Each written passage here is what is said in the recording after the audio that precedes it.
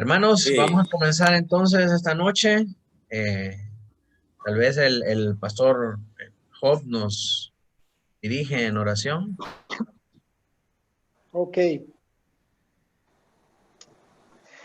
Padre bueno, esta noche te damos gracias por tus infinitas misericordias, las cuales sigues derramando sobre nuestras vidas. Gracias por este tiempo maravilloso de deleite, en el cual preparas manjar en tu mesa para que podamos comer de este maná precioso y delicioso y eterno que es Cristo Jesús. Sigue guiando con sabiduría al pastor Cherán, Señor, para que siga compartiendo estas verdades infinitas que nos edifican y nos llevan a ver más tu belleza y tu gloria en la vida de Cristo y de tu iglesia. En el nombre de Cristo Jesús. Amén. Amén. Bien, hermanos, no sé si han podido leer el material. ¿Leyeron las páginas que estaban? Ahí está, Marito. Ya. ¿Leyeron las páginas que estaban pendientes? O por lo menos el inciso en el que nos quedamos. ¿Sí? ¿No? Tal vez. Amén. Amén. El hermano Job ya avanzó hasta el capítulo 2. Sí, hemos leído un poco ahí, adelantado. Ah, qué bueno. Hay que ir avanzando o ir en paralelo las reuniones de los lunes Como podemos quieran, ir avanzando con el material. como quieran. Pues para mí es mejor si leen por lo menos lo que estamos estudiando primero, ¿verdad? Para que ya vengan calientitos a la clase y con dudas también, que apunten las dudas para que podamos discutirlas. Y también pues leer ahí los versículos que aparecen en, al margen del material, ¿verdad? Pero bueno, esta noche, hermanos, vamos a hablar acerca de los requisitos de la membresía, los requisitos para ser parte de la membresía de una verdadera iglesia y la responsabilidad que tienen los miembros en el contexto de esa membresía. Las responsabilidades de la membresía de una iglesia verdadera. Entonces, vamos a comenzar con este inciso 3. Por ahí vamos, ¿verdad? Sí. El inciso 3. Ok. Veamos entonces lo que dice ahí el inciso 3. Dice, antes de que cualquier persona sea admitida como miembro en dicha iglesia, así constituida, tiene que declarar a la iglesia o a esta junto con el pastor que la iglesia designe lo que Dios ha hecho por su alma o su experiencia de una obra salvadora de la gracia en su corazón. Además, la iglesia también deberá inquirir y quedar completamente satisfecha, convencida acerca de su vida santa o buena conducta. Cuando son admitidos como miembros, tienen que hacer un pacto solemnemente ante la iglesia para andar en el compañerismo de esa congregación local y someterse al cuidado y disciplina de la misma y andar fielmente con Dios en todas sus santas ordenanzas. Ser ahí alimentados y tener comunión y adorar ahí a Dios cuando la iglesia se reúna, si es posible. Y entregarse a la vigilancia y supervisión del pastor y el ministerio de la misma. Entonces el pastor expresará en nombre de la iglesia también la aceptación de cada persona y que se esforzará para cuidar de ellos y velar por ellos en el Señor, siendo los miembros los primeros en sentirse satisfechos de recibirlos y tener comunión con ellos. Y así el pastor les dará la diestra de compañerismo de una iglesia o iglesia orgánica. Bien, entonces vamos por partes, analizando cada uno de los enunciados en esta sección. Nos habla ahí primeramente de 4 componentes o 4 requisitos que nos muestra la escritura para que una persona pueda ser admitida como miembro de una iglesia. Nuevamente, esto es muy importante, mis hermanos, porque nos damos cuenta que ser miembros del cuerpo de Cristo es algo que tiene una trascendencia importantísima. No es algo que se puede dejar o que se debe dejar solamente a un buen criterio o a la imaginación, sino que es algo que requiere una seriedad, que requiere una solemnidad, que debemos ser muy cuidadosos nosotros a quienes admitimos en el cuerpo de Cristo y de quién la iglesia está dando testimonio de que es un cristiano verdadero. Porque hermanos, si nosotros fallamos en dar un testimonio verdadero acerca de un cristiano, acerca de uno que se hace llamar cristiano, nosotros estamos faltando a los mandamientos del Señor. Nosotros estamos dando falso testimonio y no podemos estar participando de esas obras de impiedad en medio de la iglesia. Y si lo hemos hecho, tenemos que arrepentirnos, ¿verdad? ¿Cómo comienza entonces el proceso por el cual una persona viene a ser miembro de la iglesia? A través de el testimonio. Bueno, en primer lugar, asumiendo, ¿verdad?, que aquí ya ha pasado por todo el proceso de discipulado, por todo el proceso de enseñanza, a ver qué es una iglesia, a ver cómo se constituye una iglesia, quiénes son los materiales, quiénes son cuál es la forma en la que está constituida la iglesia, la disciplina de la iglesia. Entonces, también hablamos acerca del orden de la iglesia. Y aquí ya estamos asumiendo que la persona está lista para hacer un voto de membresía, está lista para poder integrar la membresía, ¿verdad? Entonces, ¿cómo se da ese paso? Bueno, en primer lugar, la iglesia tiene que escuchar el testimonio de esta persona como un testimonio, como un creyente verdadero. Y en el Salmo 66 hay una cita bien importante en la que David convoca a la asamblea para escucharlo hablar acerca de las maravillas del Señor. ¿Cuál era? 66:16. Dice, venid, oíd todos los que teméis a Dios. Y es todos los creyentes piadosos que hablamos anteriormente, ¿verdad? Y contaré lo que ha hecho a mi alma. Entonces, el testimonio, de alguna manera, se convierte en una herramienta para que la iglesia pueda discernir si una persona es verdaderamente un creyente. Solo con escuchar lo que una persona dice y lo que una persona habla acerca de lo que Dios ha hecho en su vida, uno puede darse cuenta si una persona es verdaderamente creyente o no. Hay bandidos que uno los pasa a testificar y empiezan a hablar de todas las cosas que hacían como que si fueran glorias pasadas, ¿verdad? Yo me acosté con muchas mujeres, yo andaba en toda clase de desenfrenos morales y de todo tipo, y más bien, en vez de ser un testimonio de arrepentimiento, pareciera ser que está regocijando en decir todo lo que era, ¿verdad? Y eso no es así. Cuando David da testimonio, viene a hablar acerca de lo que Dios ha hecho en su vida.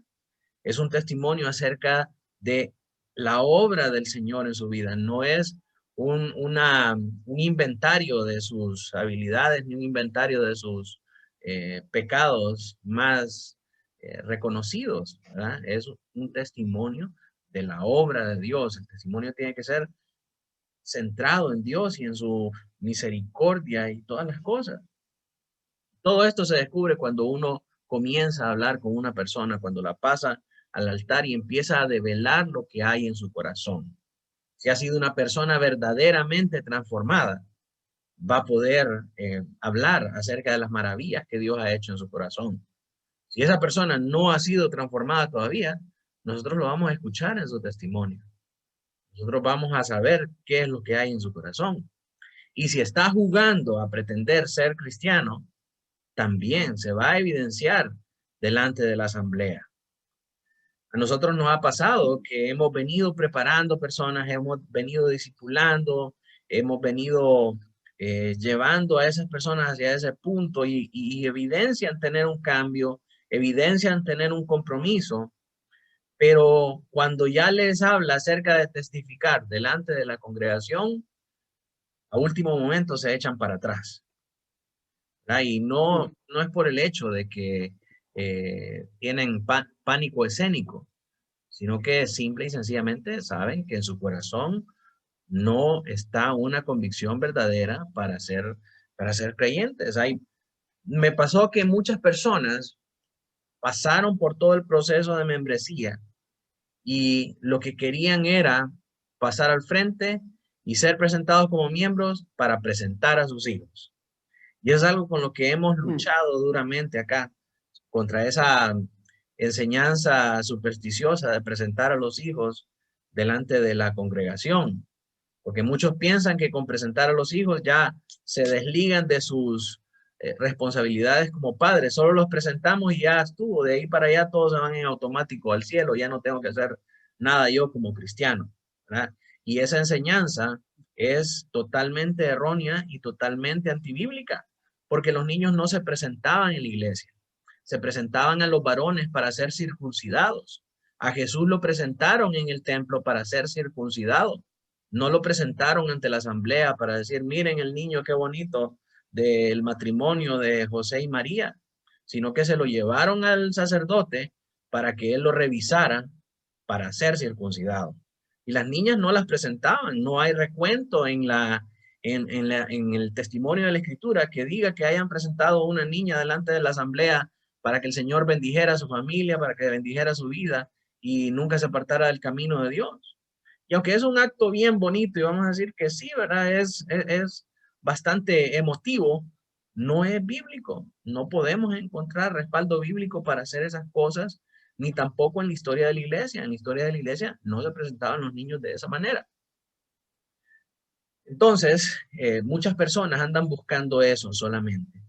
Prepararse para ser presentados como miembros y ahí presentar a sus hijos y de ahí para allá desligarse totalmente de lo que es la responsabilidad como miembro de la iglesia, ¿verdad? Entonces, el testimonio evidencia muchas cosas.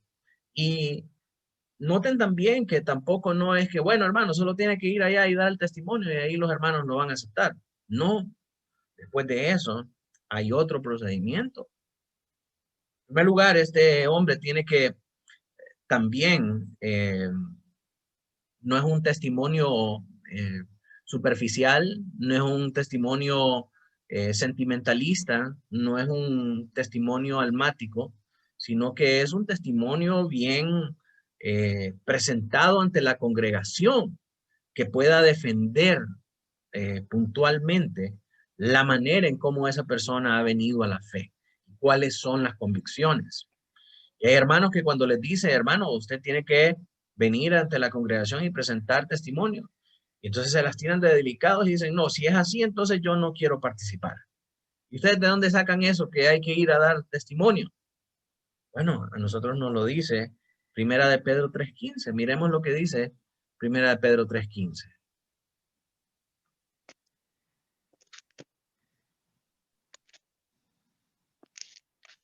Dice,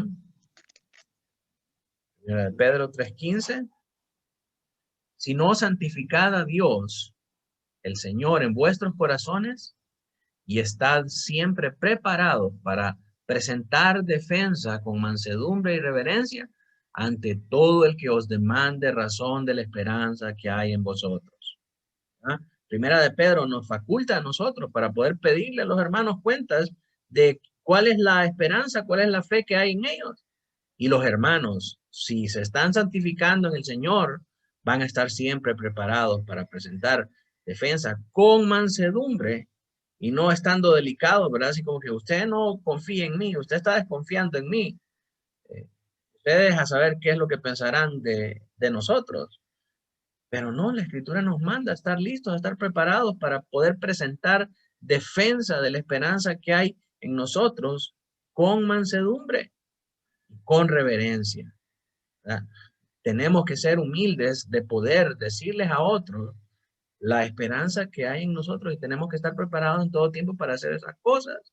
Y como iglesia debemos pedirle también cuentas a los que nosotros no conocemos, a los que no sabemos acerca de ellos. Pero muchas veces los hermanos se privan de hacer todas estas cosas porque no quieren problemas, porque no quieren conflictos, porque no quieren que se enoje el hermano y después no les hable, ¿verdad? Y esas cosas no son válidas. La iglesia tiene que eh, abogar por estas cosas y tiene que reclamar estas cosas. Los hermanos tienen que tener la humildad y la mansedumbre suficiente para poder presentar esta defensa ante la iglesia, para poder ir y hablar de lo que Dios ha hecho, de la obra salvadora de la gracia en su corazón, dice ahí Benjamin Keach. Y entonces, después de eso, nos lleva a el siguiente paso, que es que la iglesia debe inquirir y debe quedar completamente satisfecha y convencida acerca de su vida santa y de su buena conducta. Hermano, toda la iglesia por unanimidad tiene que dar testimonio de que esa persona es efectivamente salvo y que se mantiene con una buena conducta para que pueda ser parte de ese cuerpo local, ¿verdad? Tenemos que poder dar testimonio acerca de ese hermano con, con una limpia conciencia. Si no podemos hacerlo, entonces, hermanos, no lo deberíamos de aceptar en la membresía. Ahora, ¿esto significa que se vaya de la iglesia? No, no, que no se vaya de la iglesia. Él puede seguir de visita cuantas veces él quiera y seguir formándose. Eso pone una responsabilidad en nosotros de seguir preparando más a las personas para llevarlos hacia ese punto en el que están listos de poder dar un testimonio con mansedumbre y con reverencia y que se pueda realmente presenciar la obra redentora y la obra de la gracia en sus vidas.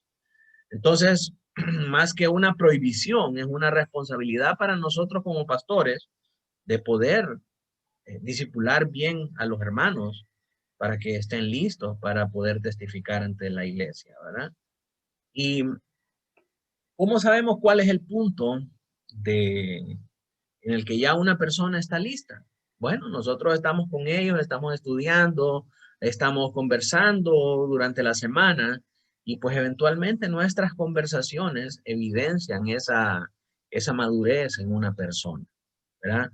Pero eso nos habla a nosotros de la labor intensa de pastoreo que se tiene que hacer. No es solamente dejar a las personas ahí a la buena de Dios y que ahí mire el Espíritu Santo cómo los va a preparar o cómo los va a llevar, sino que es una labor conjunta que el Espíritu Santo hace a través de nosotros, ¿verdad? Eso es la gran comisión, enseñarle a los hermanos a guardar todas las cosas que Él nos ha mandado.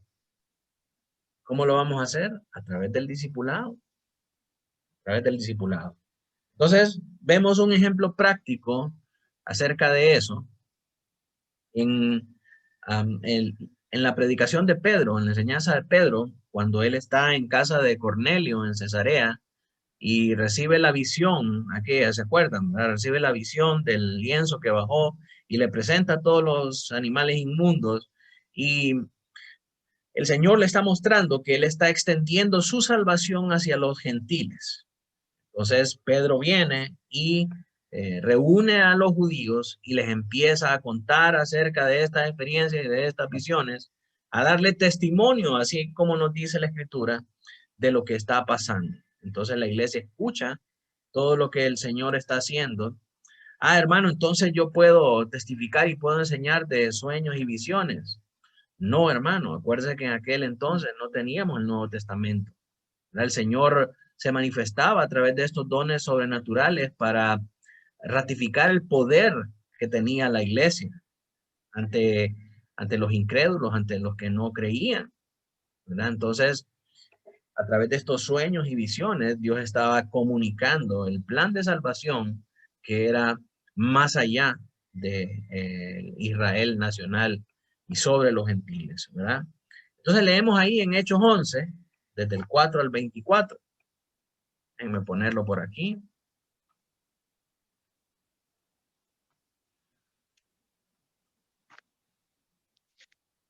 Hechos 11. desde el 4 al 24. Entonces comenzó Pedro a contarles por orden lo sucedido, diciendo, estaba yo en la ciudad de Jope orando y vi en éxtasis una visión, algo semejante a un gran lienzo que descendía, que por las 4 puntas era bajado del cielo y venía hasta mí.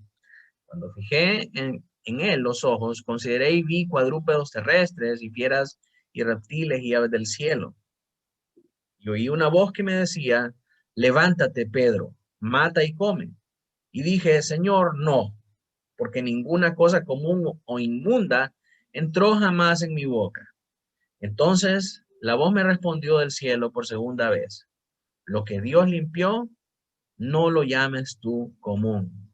Miren, este Pedro sí, a mí me causa mucha gracia, hermanos, porque todas las veces que el Señor le preguntó algo, siempre le contestó mal, siempre dio la respuesta incorrecta y después el Señor tuvo que corregirlo. Nunca le atinó a ninguna, ¿verdad? Igual acá. Dice, no, Señor, si eso es inmundo. Y el Señor le dice, no llames inmundo a lo que yo he limpiado. Entonces la voz me respondió del cielo por segunda vez, lo que Dios limpió, no lo llames tú común. Y esto se hizo 3 veces y volvió todo a ser llevado arriba al cielo. Y aquí, luego llegaron 3 hombres a la casa donde yo estaba, enviados a mí desde Cesarea. Y el Espíritu me dijo que fuese con ellos sin dudar. Perdón, hermanos, Pedro estaba en Jope y estos hermanos vinieron desde Cesarea, ¿verdad? Fueron también conmigo estos 6 hermanos y entramos en casa de un varón, quien nos contó cómo había visto en su casa un ángel que se puso en pie y le dijo, envía hombres a Jope y haz venir a Simón, el que tiene por sobrenombre Pedro. Él te hablará palabras por las cuales serás salvo tú y toda tu casa. Y cuando comencé a hablar, cayó el Espíritu Santo sobre ellos también, como sobre nosotros al principio. Ahora, esto no es, ¿verdad? Algo que nosotros tengamos que hacer como un modus operandi. No funciona así. No es que vamos a contar nuestros sueños, nuestras visiones y nuestras profecías y va a caer el Espíritu Santo sobre todos los hermanos. Esto no es una práctica de fe. Esto es algo que sucedió ahí en ese momento. Es circunstancial en un tiempo de la historia de la iglesia en que Dios obraba sobrenaturalmente, en la que estos dones estaban vigentes para el testimonio de la iglesia acerca del poder dado a sus apóstoles, la era apostólica. No significa que va a suceder así de esta manera en todos nuestros cultos. Entonces, cayó el Espíritu Santo sobre ellos y como sobre nosotros al principio. ¿Cuál principio? Cuando los discípulos estaban en el aposento alto, en Pentecostés, y comenzó ahí la iglesia. Verso 16, entonces me acordé de lo dicho por el Señor cuando dijo, Juan ciertamente bautizó en agua, mas vosotros seréis bautizados con el Espíritu Santo. Si Dios pues les concedió también el mismo don que a nosotros, que hemos creído en el Señor Jesucristo, ¿quién era yo que pudiese estorbar a Dios? Entonces, oídas estas cosas, callaron y glorificaron a Dios diciendo, de manera que también a los gentiles ha dado Dios arrepentimiento para la vida. ¿Se dan cuenta? Pedro está testificando a la iglesia y le habla con propiedad y las señales acompañan el testimonio de Pedro y la evidencia es tan abrumadora que a la iglesia no le queda duda de que lo que Pedro está diciendo es cierto. Entonces la misma iglesia ratifica y dice, de manera que también a los gentiles ha dado Dios arrepentimiento para vida. La iglesia estaba satisfecha después de haber indagado, después de haber, mire qué cosa, porque al que están llamando al banquillo a testificar es a Pedro, al líder de los apóstoles.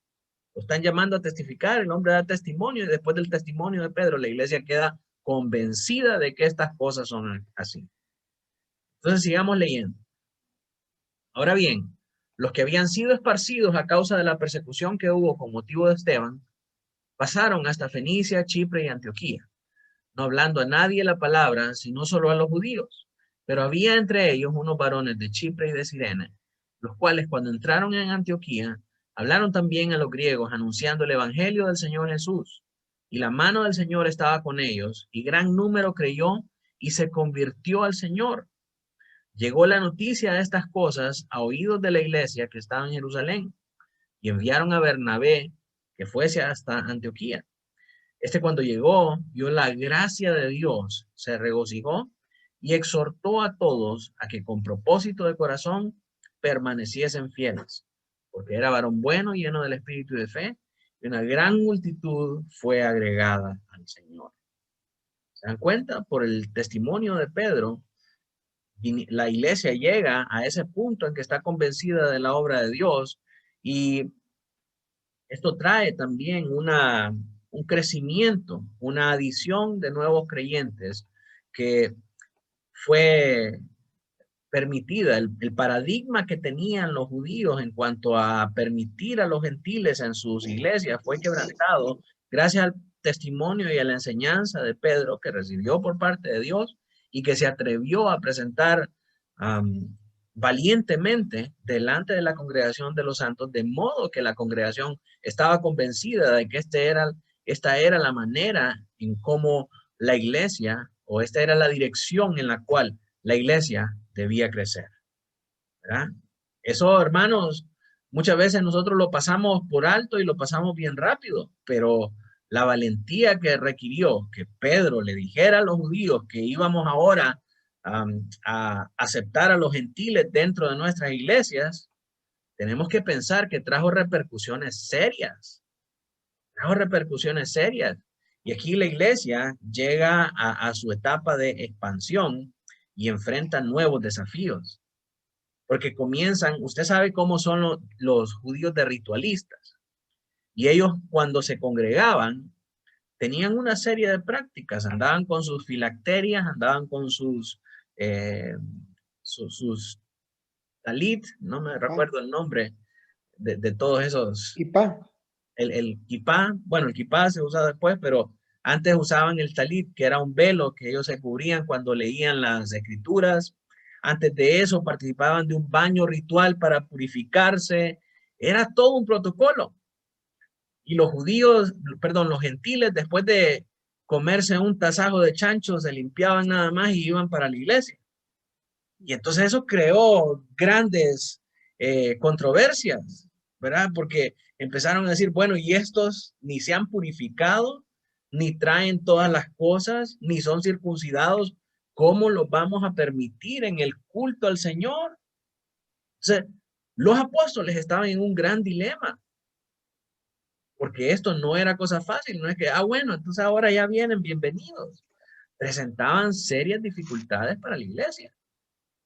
Pero lo hermoso, hermanos, es que la respuesta del Señor para estas diferencias nunca fue dos iglesias. Nunca fue una iglesia para los gentiles y una iglesia para los judíos. La respuesta del Señor siempre fue una sola iglesia. Entonces, por eso Pablo empieza a decir allá en Corintios, ¿verdad? Que nadie se constituye en tu juez por lo que comes o por lo que bebes o por días festivos, días de luna y todo eso. Que ahora somos libres en Cristo.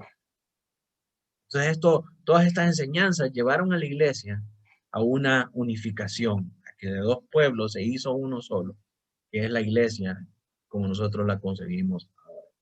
¿Se dan cuenta? Todo esto comienza con el testimonio de Pedro a la congregación, y que la congregación esté plenamente convencida de cuál es la dirección por la que el Señor nos va a llevar. Y esa es precisamente, hermanos, esa es la manera en cómo se lleva a cabo cómo nosotros permitimos a una persona entrar a la membresía. El testimonio de una persona es sumamente importante para saber si esa persona está lista para pertenecer al cuerpo de Cristo. Y esto nos lleva a nosotros a tener también algunos momentos difíciles, porque tal vez pasamos a una persona a testificar y con su testimonio nos damos cuenta que quizás aún hay vestigios pentecostales y vestigios carismáticos en esa persona y que no entiende realmente cómo es la salvación. Empieza a decir y a testificar, yo vine a la salvación porque se me apareció un ángel en mi cuarto y me puso la mano sobre el pecho y sentí bien caliente y me dijo, ahora tú eres mi hijo. Entonces ahora yo soy salvo porque creí en eso. Entonces ese es un testimonio totalmente errado. Pero muchos pastores, ante la presión y ante la, eh, la indisposición de pasar un mal rato, deciden dejar pasar eso y bueno, de todas maneras siempre le vamos a dar le vamos a extender a este hermano, ¿verdad?, la membresía. Entonces, no se está dando cuenta de que está ingresando a las filas de la Iglesia Santa del Señor a un falso creyente, a un falso convertido. Más temprano que tarde, eso le va a generar un montón de problemas adentro de la membresía. Un montón de problemas adentro de la membresía. Porque, hermanos, los problemas que nosotros tenemos en la iglesia, de división, de murmuración, de contiendas, de iras, de toda índole, suceden precisamente porque las personas que nosotros ingresamos en la membresía de la iglesia son creyentes no convertidos. Son creyentes no convertidos. Entonces, eso debería de llevarnos a reflexionar realmente acerca de nuestra labor pastoral y acerca de cómo estamos más bien, en lugar de estar edificando el cuerpo de Cristo, lo estamos dañando. ¿Por qué? Por no tener los criterios verdaderos. Porque mientras nosotros sigamos metiendo personas no preparadas a la membresía de la iglesia, nuestra iglesia se va a ir dividiendo y dividiendo y dividiendo y dividiendo, hasta que eventualmente el evangelio tenga que desaparecer de nuestra ciudad o de nuestro lugar geográfico. Y eso fue lo que pasó en Asia Menor. Usted se pregunta ahora, ¿dónde están las iglesias, las 7 iglesias que el Dios mandó a Juan a hablar en Apocalipsis? No hay ninguna en pie hoy en día. Esas iglesias desaparecieron. Desaparecieron ante la llegada de falsos maestros, desaparecieron ante la persecución, desaparecieron ante muchas cosas. ¿Por qué? Porque los creyentes se durmieron en sus laureles con estas cosas. Se dejaron convencer por las situaciones del mundo. Y dejaron que hombres impíos ingresaran en las filas de sus iglesias, en la membresía de sus iglesias. Entonces, hermanos, tenemos una gran responsabilidad acá. ¿Ya? La iglesia tiene que inquirir y tiene que quedar completamente satisfecha y convencida de que las personas que entran a su membresía llevan vidas santas y mantienen una buena conducta, como lo haría también con un pastor. Cuando están buscando un pastor para la iglesia, le hurgan hasta lo más recóndito del alma, pero no así con un miembro. He conocido iglesias que hasta publican anuncios en el periódico, en localidades, ahí dicen, la iglesia tal y tal está considerando al hermano Noé Sorto para ser su pastor. Si usted conoce alguna razón por la que Noé Sorto estuviera descalificado para ejercer el pastorado, por favor comuníquese a este número, su identidad se mantendrá anónima. ¿Se imagina? Es tremendo, hermanos. Y eso se practica en ciertas iglesias. Yo lo he visto personalmente. Ahora, si lo hiciéramos para la membresía, imagínense que le preguntáramos a Facebook, pásame el historial de navegación de este hermano de las últimos 5 meses. Tremendo, ¿verdad? Es un llamado Última semana. de la última semana, correcto. Es un llamado a vivir vidas santas y en buena conducta, ¿verdad? Pastor, Dígame. a una experiencia acá en La Ceiba, en la iglesia donde nos congregamos un tiempo. Por ejemplo, en una ocasión el pastor preparó, entre comillas, ¿verdad? Porque el problema es que se reduce a métodos, a programas. Preparó el estudio para bautismos a todos los jóvenes, el grupo ahí, ¿verdad? Como 10 jóvenes se bautizaron, hicieron toda aquella ceremonia y toda aquella cuestión. Pero ese es el problema de que no se pregunta a la congregación acerca del testimonio de estos miembros que se van a recibir, ¿verdad? En lo personal yo no estaba de acuerdo porque miraba que los frutos de estos jóvenes, la mayoría no eran de creyentes. Pero a veces ese asunto del sentimentalismo, de decir de que no, ahí van a ir en el camino, ahí de todas formas, ¿verdad? Claro. Vienen cada domingo. Incluso a veces la congregación, cuando no ha sido enseñada de la manera apropiada, tiende al sentimentalismo, ¿verdad? Ay, que sí es mi hijo, que mi sobrino, y que qué bonito este ambiente. Pero mire, tiempo después, ninguno de esos jóvenes continuó en la iglesia, porque por diferentes razones sus padres se fueron de la iglesia y, o sea, es un desastre, ¿verdad? Porque no tiene un sentido de lo que es la membresía bíblica. Entonces, así como entran, se van, porque quizás nunca fueron convertidos sus corazones. Así es, Sí. así es. Y cuando hablamos de estas cosas, los pastores se preocupan y dicen, pero ¿y entonces mi iglesia nunca va a crecer? Hermano, usted no lo han mandado a hacer iglesias multitudinarias, iglesias relevantes, ni iglesias influyentes. O sea, que sea 3, 4, 5 pelones que tenga, esos son las ovejas que el Señor le dio y usted está encargado de presentarlos santos, sin mancha, delante del Señor hasta el día de Cristo. Usted tiene que velar por sus almas y hermano, honestamente, sabiendo la responsabilidad que es eso, mientras menos mejor. Mientras menos mejor. Porque uno tiene más tiempo y más dedicación hacia esas personas, ¿verdad? Ahora, yo no me opongo, hermanos, a una iglesia multitudinaria. Si Dios quiere darnos multitudes, gloria a Dios, ¿verdad? Jesús no le preocupaba eso con la alimentación de los 5,000 o de los 4,000 que vimos aquel día, ¿verdad? En el chat. El Señor Jesús no estaba preocupado por qué iban a comer esas personas. Y los discípulos sí, ¿verdad? Estaban preocupados. Y le dicen, Jesús, ¿y qué van a comer? Y el Señor les dice, denle de comer vosotros. Así que yo no le tengo miedo a las multitudes mientras haya suficientes pastores para pastorearlas. ¿Verdad? Mientras tengamos pastores, nosotros podemos tener iglesias multitudinarias.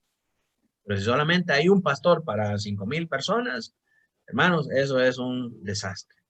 Eso es un desastre, porque no solamente la vida del pastor, no solamente es ir a predicar todos los domingos, hay que hacer un acompañamiento cercano para asegurarnos de que las personas están viviendo vidas santas delante del Señor. Y aunque no podemos vigilarlos 24/7, todas estas cosas se logran a través del estudio, a través del discipulado, y la obra del Espíritu Santo lo va llevando a cada quien hasta ese punto de madurez. Pero tenemos que hacer como pastores nuestra labor. Entonces hablamos de que las personas que van a ser consideradas candidatas para membresía tienen que dar testimonio, que su testimonio tiene que reflejar esa experiencia en de la obra de Cristo en su vida. La iglesia debe de indagar y quedar satisfecha con su testimonio. Y en tercer lugar, bueno, vemos un ejemplo práctico de ese proceso en Pedro cuando explica a los hermanos acerca de que la salvación está siendo extendida a los gentiles. Y también vimos que los miembros tienen que estar listos, tienen que estar preparados para presentar defensa de su fe con mansedumbre y con reverencia. Pero ya una vez que eso se ha llevado a cabo, que un miembro ha testificado, un potencial miembro ha testificado y que la iglesia está satisfecha con su testimonio, ¿qué pasa? Nos dice ahí déjenme poner aquí el material. Dice ahí, en el siguiente párrafo, Pacto solemne. dice que el pastor expresará en nombre de la iglesia también la aceptación de cada persona. El pastor viene y testifica en nombre de la iglesia que esta persona es digna de ser recibida como miembro de la iglesia. Ahora, eso lo puede hacer en la misma reunión, o la iglesia puede reunirse después para deliberar acerca de si lo acepta o no con un voto unánime y comunicarlo en la próxima asamblea, ¿verdad? Entonces, el siguiente paso es, el pastor expresa en nombre de la iglesia la aceptación de cada persona. Vemos a Pablo testificando en Corintios, segunda de Corintios,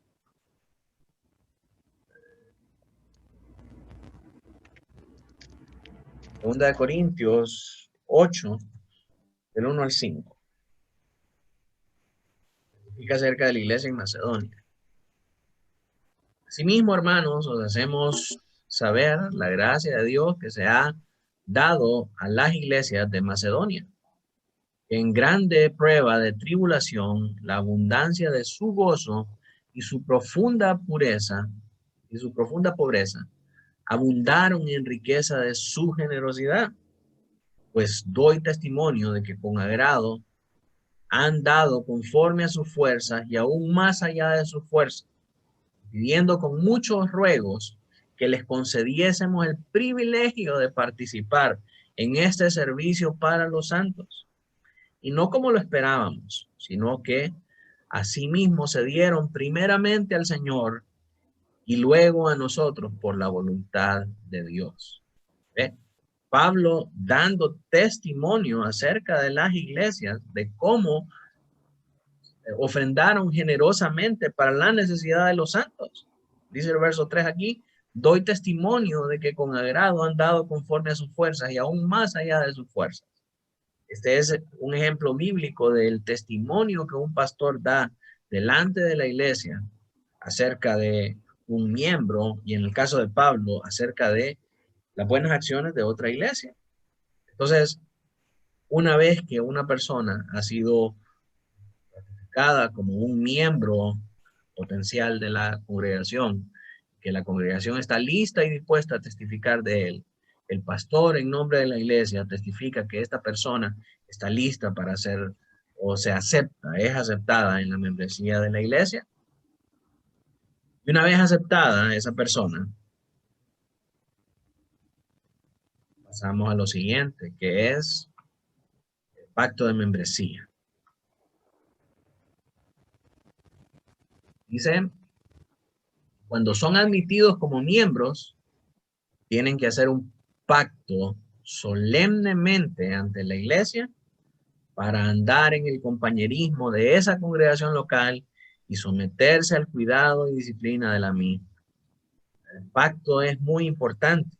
Es un acto solemne en el que nosotros nos comprometemos a andar en compañerismo bajo los términos de la iglesia. Ahora, eso significa que cada miembro comprende la doctrina, que cada miembro comprende acerca de la fe y acerca del arrepentimiento, comprende el evangelio, comprende todas las cosas que nosotros confesamos y por las que estamos unidos. Estamos unidos en amor, estamos unidos en verdad, estamos unidos en pensamiento y en práctica de fe. Entonces, si nosotros estamos convencidos de eso, si nosotros estamos unidos en esa verdad, nosotros podemos caminar fielmente, apoyarnos los unos a los otros, sobrellevar la carga los unos a los otros, sujetarnos los unos a los otros, pertenecernos mutuamente al Señor primero y a nosotros mismos mutuamente. Pero cuando no nos conocemos, cuando no sabemos qué pensamos, qué creemos, si confesamos las mismas cosas, si estamos de acuerdo en todas las cosas, entonces es muy difícil que podamos hacer estas cosas. ¿Y de dónde saca eso usted, pastor? Jeremías 55, nos dice ahí Benjamin Kitch. Leemos Jeremías 55.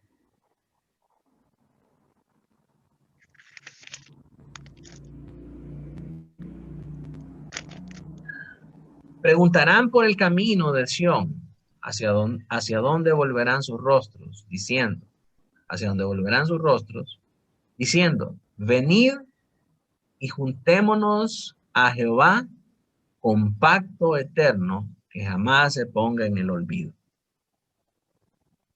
¿Se da cuenta la manera en cómo Israel llama a estar unidos en Dios? Es a través de un pacto. Entonces este pacto de membresía nos lleva a nosotros a establecer los acuerdos y los elementos sobre los cuales nosotros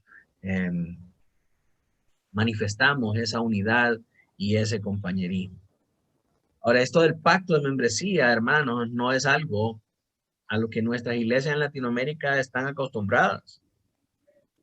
Quizá usted hasta ahorita comienza a escuchar acerca de este pacto de membresía, pero en muchas otras iglesias y en la iglesia histórica, el pacto de membresía era fundamental para poder ser miembro de una iglesia, porque era como un contrato por escrito en el que usted sabía sus responsabilidades, en el que los miembros sabían las responsabilidades de los pastores y se sometían voluntariamente a estas cosas. Y a decir, nosotros haremos iglesia en estas y estas condiciones. Actualmente, como no se tiene un pacto de membresía, todas las cosas son opcionales. Si quiero, bueno, y si no, pues también. No hay ningún problema. No tengo ningún tipo de responsabilidad. Si el pastor me dice algo que no me gustó, pues me voy de la iglesia. Hermanos, imagina, somos una familia de la fe. Y todo el mundo repite eso, somos una familia de la fe y la familia de la fe y todo esto bonito y toda esa cuestión. Piense en lo que significa eso, en lo que significa ser la familia de la fe. Es como su familia en la carne, nada más que en la fe, mucho más profundo y mucho más seria, porque con la familia nos une la sangre, pero en la familia de la fe nos une un solo bautismo, un Señor y, ¿cómo es que dice Efesios? Una sola fe, un solo bautismo y un solo Señor, ¿verdad? Nos unen más cosas a la familia de la fe que a nuestra familia carnal, y eso es fácil de comprobarlo, porque muchas veces uno se siente más cómodo y más a gusto con la familia de la fe que con la familia carnal. De hecho, uno pasa más tiempo durante la semana con la familia de la fe, y la familia carnal le empieza a decir, ¿y qué es lo que te pasa? Que vos solo en la iglesia querés pasar solo con el hermanerío, dicen ahí, ¿verdad? Y nada, y tu familia la tenés descuidada. No, pero realmente esa es mi familia y tengo más cosas en común con esa familia que con la familia en la carne. Entonces, ¿qué significa eso? Que a la familia de la carne, si usted se enojó con el hermano, con su hermano, no le dice, no, pues yo me voy para otra familia. Antes estaba con los Calix, hoy me voy a ir con los Sortos, ya no soy Calix. No, porque esa gente es muy clavera, yo quiero estar con los Sortos. He descubierto que está mi vocación verdadera, con los Sortos. Y así, hermanos, actuamos muchas veces en la familia de la fe. No, yo no quiero estar en estandarte de verdad. Yo ya no estoy de acuerdo con eso, mejor me voy para otra iglesia. Mejor me voy para Pacto de Gracia. No, porque es que ahí los hermanos les hace falta amor. Entonces me voy para Pacto de Gracia. Y así se la llevan saltando de iglesia en iglesia, buscando una que sea adecuada, buscando una que satisfaga sus propios deseos pecaminosos. Al final se van a dar cuenta que no hay iglesia que les quede buena, porque el problema son ellos. El problema son ellos, ¿verdad? Y esas cosas ocurren precisamente, hermanos, porque no tenemos este acuerdo de membresía. No sabemos cuáles son los términos por los cuales estamos unidos y no sabemos qué podemos esperar los unos de los otros y hasta dónde tenemos que aguantarnos los unos a los otros. No es que en esa iglesia los hermanos son muy creídos o los hermanos no permiten que nadie ingrese a los círculos de influencia, ¿verdad? Hermano, ¿qué dice la Biblia? Si tu hermano peca contra ti, ve y repréndele. Pero nos tragamos las cosas y lo más fácil es ir y buscar otra iglesia. A esos hermanos les hace falta misericordia. Vaya y enséñale usted misericordia, sea de edificación para otros hermanos. Pero muchas veces actuamos con una inmadurez tan terrible, hermanos. Pero es precisamente por eso. Porque no nos hemos compenetrado el uno del otro. No hemos llegado a estos acuerdos sobre los cuales estamos unidos.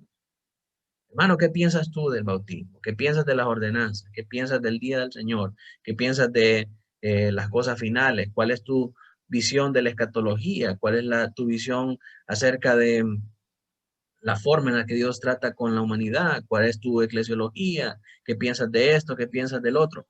Cuando todos esos puntos hayan sido evacuados y nosotros estemos seguros de que creemos en las mismas cosas, confesamos las mismas cosas y que las enseñamos igual y que podemos andar en unidad, entonces en ese momento estamos listos para ser miembros los unos de los otros. Entonces como iglesia podemos decir, podemos reconocer a otros hermanos y decir, este es de los nuestros. Este cree lo mismo que nosotros, este habla lo mismo que nosotros y este practica lo mismo que nosotros. Y eso está establecido en un pacto de membresía. ¿Por qué razón? Porque somos falibles, porque se nos olvida. Ahorita decimos eso, ahorita enseñamos esto. Cuando salgamos de aquí ya no nos acordamos. El domingo en el culto todos decimos amén. El lunes les pregunta qué predicó el pastor, nadie se acuerda. Entonces, si no nos acordamos de cosas esenciales, cuanto más acerca de la forma en cómo estamos unidos como iglesia. ¿Se da cuenta usted de la importancia de tener estos documentos? No puede haber unidad realmente si no sabemos cuáles son estos términos. Y sobre todas las cosas, porque nos permite el acuerdo de membresía ir y visitar una y otra vez cuáles fueron las cosas a las que nos comprometieron. Si los hermanos fallan, podemos recordarles su compromiso. Mira, hermano, vos te comprometiste a esto cuando firmaste en el acuerdo de membresía. Ahora, esto no significa, hermanos, que uno está amarrado de por vida a una congregación y ahí se tiene que morir hasta que el Señor se lo lleve. Hay situaciones por las que hay razones por las que una persona puede dejar una iglesia. Pero tienen que ser razones bíblicas, tienen que ser razones verdaderas. No solo porque me cae mal aquel hermano o porque me tiró el pelo, me quedó viendo feo. Y esas cosas no son razones bíblicas por las que una persona puede abandonar una iglesia. Uno puede abandonar una iglesia cuando una iglesia ha abandonado la fe y se ha convertido en sinagoga de Satanás. Esa es una razón bíblica para dejar una iglesia. ¿Verdad? Pero solo por niñerías e inmadurez no podemos estar jugando de esa manera. Finalmente, hermanos, nos habla ahí Benjamin Keach acerca de las responsabilidades que tienen los miembros y las responsabilidades que tienen los pastores.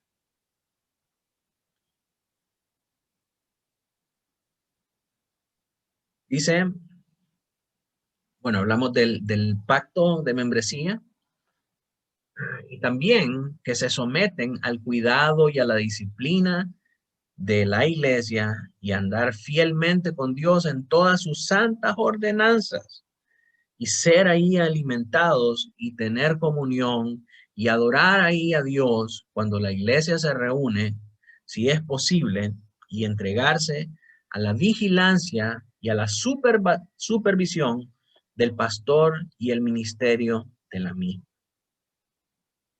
Estos son las responsabilidades de los miembros. Mire lo que dice Hebreos 13:7. Hebreos 13:7. Leamos ahí Hebreos 13:7. Perdón que aquí los tengo saltando de un lado a otro, pero no tengo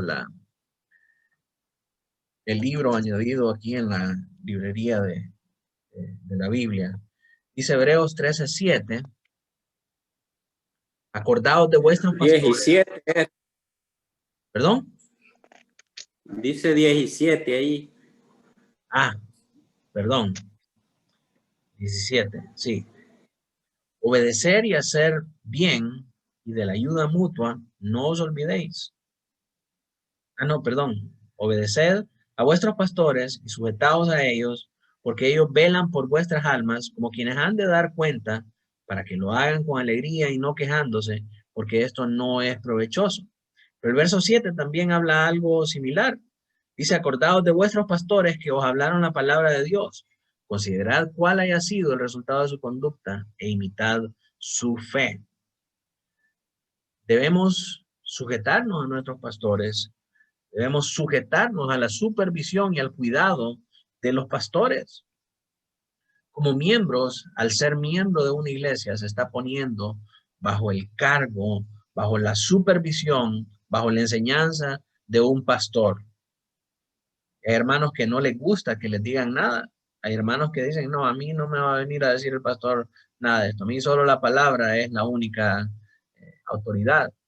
Bueno, si para usted la palabra es la única autoridad, la palabra lo manda ahí en Hebreos 13, 7 y 17 también, a observar la conducta de sus pastores, a imitar su fe, en sujeción, y a estar sujeto a ellos y a permitir que ellos lo instruyan. Cuando una persona viene a ser miembro, se pone al cuidado del pastor y al cuidado de los miembros también. Eso significa que los otros miembros pueden pedirle cuentas. Un miembro puede venir y decirle a usted, mire hermano, como a nosotros pues nos tocó en alguna ocasión también, ¿verdad? Para el mundial, hermanos que llegaban a la iglesia a escuchar el partido. A otro hermano se acercó y le dijo, mira hermano, si realmente querés escuchar el partido, quédate en tu casa. Que la iglesia no venimos a escuchar el partido, venimos a adorar al Señor. Y el hermano se enojó y me fue a decir a mí, mire pastor, este hermano es un falto de amor, este hermano es un fariseo. Llegó a decirme estas cosas, ¿verdad? Que no escuchar, que si quería escuchar el partido, que me quedara en la casa. Hermano, muy bien, porque tú estás pecando contra el Señor, porque aquí en la iglesia venimos a adorar a Dios. Tú estás viniendo a adorar a otro Señor. Es mejor ve a adorar al Señor en tu casa. Ah, pues si es así, entonces me voy, porque te vaya bien, hermano. ¿Qué podemos hacer si el Señor no lo ha traído al conocimiento de la fe?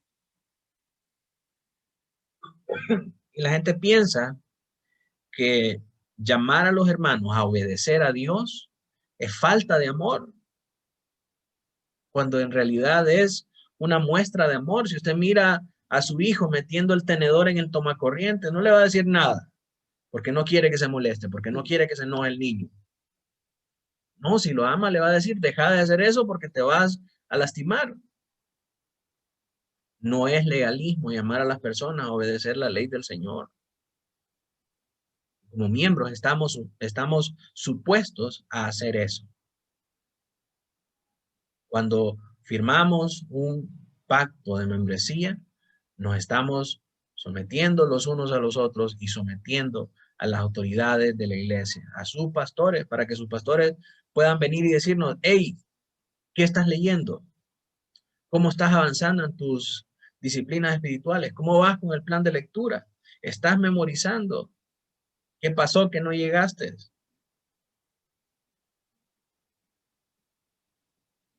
En una iglesia debe de existir esta cultura de rendición de cuentas. Y eso es lo que hacen los pastores, estar velando por las almas, como quien tiene que dar cuentas por ellas. Ahora, los requisitos de los pastores. Dice Benjamin Keach, ya con esto terminamos, hermanos. Dice, entonces el pastor expresará en nombre de la iglesia también la aceptación de cada persona. Es una responsabilidad del pastor, expresar o hablar en nombre de la iglesia, ¿verdad? Y también se esforzará el pastor para cuidar de ellos y velar por ellos en el Señor, siendo los miembros los primeros en sentirse satisfechos de recibirlos y de tener comunión con ellos. Y así el pastor le dará la diestra de compañerismo de una iglesia o una iglesia orgánica. El pastor entonces se va a esforzar en cuidar de ellos y en velar por ellos. Y él es el pastor el que le extiende la diestra de compañerismo de la iglesia o iglesia orgánica. Y está, que hay una llamada muy importante que hace Keach, porque se refiere a una iglesia como asamblea y que sea efectivamente o debidamente instituida y no solamente una fracción de un movimiento evangélico como por ejemplo el NAR o la Nueva Reforma Apostólica, que es esa institución que en nombre de la iglesia anda ungiendo apóstoles, los apóstoles del Espíritu en la actualidad, ¿verdad? Esa institución fue establecida por Peter Wagner y de ahí es donde salieron todos llamándose apóstoles allá a principios de los 90. Cuando Kish nos dice que la diestra de compañerismo tiene que ser extendida por una iglesia, no solamente como asamblea, sino que iglesia como tal, orgánica, que funcione como iglesia y no como una asociación. Se refiere a eso, a una iglesia verdadera. Y esto es lo que hace el pastor. Quiero que nos vayamos a Primera de Pedro, porque ahí está claramente en las palabras de Pedro la manera en cómo los pastores cuidan de las ovejas. Es Primera de Pedro 5, del 1 al 5. Primera de Pedro 5, del 1 al 5. Dice, ruego a los ancianos que están entre vosotros, yo anciano también con ellos. Hermanos, y esta es una de las palabras de Pedro que a mí más me conmueve. Porque si alguien tenía la suficiente estatura para poderse decir el apóstol entre los apóstoles era Pedro. Pedro siempre estaba liderando a todos los apóstoles y hablaba en nombre de los demás apóstoles. Pero la humildad de Pedro aquí en este versículo es sumamente conmovedora, hermanos, porque pudiendo presentarse así como el apóstol Pedro, él estima o tiene en gran estima el ministerio pastoral. Y dice, le ruego a los ancianos, siendo yo también un anciano en medio de ellos. No como los apóstoles de ahora, ¿verdad? Yo soy apóstol. A mí no me digo otra cosa si no es apóstol, maestro, doctor, conferencista internacional. Pedro dice, yo, un anciano. Y hasta hay pastores que se sienten ofendidos que usted les diga anciano, no pastor. Yo soy pastor. A mí me dice pastor. Pedro con toda humildad dice, yo un pastor también con ellos. Testigo de los padecimientos de Cristo, es decir, un apóstol reconocido por el Señor Jesús, soy también participante de la gloria que será revelada. Les digo lo siguiente, apacentad la grey de Dios que está entre vosotros. ¿De qué manera vamos a apacentar la grey? Cuidando de ella, no a la fuerza, sino voluntariamente, ¿verdad? Voluntariamente, mutuamente, que nosotros de buena gana y voluntad vamos a cuidar de ellos y ellos también de buena gana y de buena voluntad se van a someter a nosotros. no por ganancia deshonesta, no esperando recibir algo a cambio, sino con ánimo pronto, no como teniendo señorío sobre los que están a vuestro cuidado, como sucede hoy en día, hermanos, ¿verdad? Que muchos pastores se adueñan del rebaño. Este es mi rebaño y a mí me ha costado lágrimas de sangre. Si no es su rebaño, usted solamente está al cuidado de ese rebaño. Muchos llegan al punto de decir, yo soy su pastor y usted tiene que rendirme cuentas a mí hasta de con quién se frecuenta, cuánto gana, cuánto hace su empresa, todas esas cosas que tienen que ver con su vida cotidiana. Yo soy su pastor y yo soy el que las tengo que autorizar. Lo que están haciendo son serviles, gente servil, gente que crea una dependencia enfermiza de los pastores, a tal grado, ¿verdad?, que llegan a la barbaridad de decirles mi padre espiritual, ay, mi papá tan lindo, ¿verdad?, como que si fueran hijos. Y esa dependencia enfermiza lleva a los pastores a tener o a exceder en la libertad de conciencia de estos hermanos y atropellar muchas veces sus derechos, traspasar los límites de la confianza y de muchas otras cosas por ese servilismo exacerbado. Entonces dice Pedro, no teniendo señorío sobre los que están a vuestro cuidado, sino que siendo ejemplos a la grey en el servicio, en la devoción, en el cuidado de ellos. Muchas veces, hermanos, esto es bien difícil, porque uno lo da todo por las personas.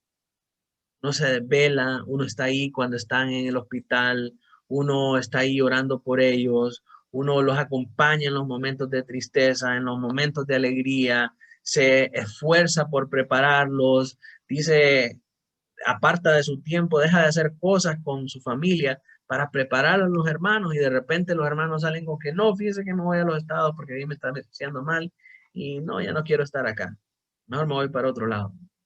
Y el tiempo que invirtió en los hermanos y las cosas que dejó de hacer usted para preparar a estos hermanos, o para que a veces salgan con que no, es que esta iglesia realmente, yo miro que otras iglesias les está yendo mejor. Allá tienen aire acondicionado, sillas acolchonadas y toda la cosa. Y acá nunca pasamos de lo mismo, nunca pasamos de los 5 pelones. Tenemos 5 años y todavía estamos en esas bancas viejas de madera. Después de todo lo que uno se ha esforzado. Y yo me consuelo mucho en esta parte, en el Señor Jesucristo, que después, primero tenía 100, después 70, después 12, después 3, y de los 3 no quedó ninguno. En el momento de rajar ocote, como decimos nosotros, todos salieron desguindados. La gente muchas veces no nos va a corresponder, pero esa no es una excusa para no hacer nuestra labor. Y aunque porque uno muchas veces se resiente en el corazón y alberga esas raíces de amargura. Es decir, no vuelvo a darle confianza a nadie. No me vuelvo así a caer en esa misma situación de que le abro las puertas y que le doy de todo y al final no resulta nada. Tienes que hacerlo, esa es tu labor. Esa es nuestra labor como pastores. Nos van a traicionar, nos van a dar la espalda, pero tenemos que seguir haciendo. Nuestra recompensa no es lo que podamos ganar de los hermanos. Nuestra recompensa es la que dice Pedro acá. Que cuando aparezca el príncipe de los pastores, vosotros recibiréis la corona incorruptible de gloria. Que hemos sido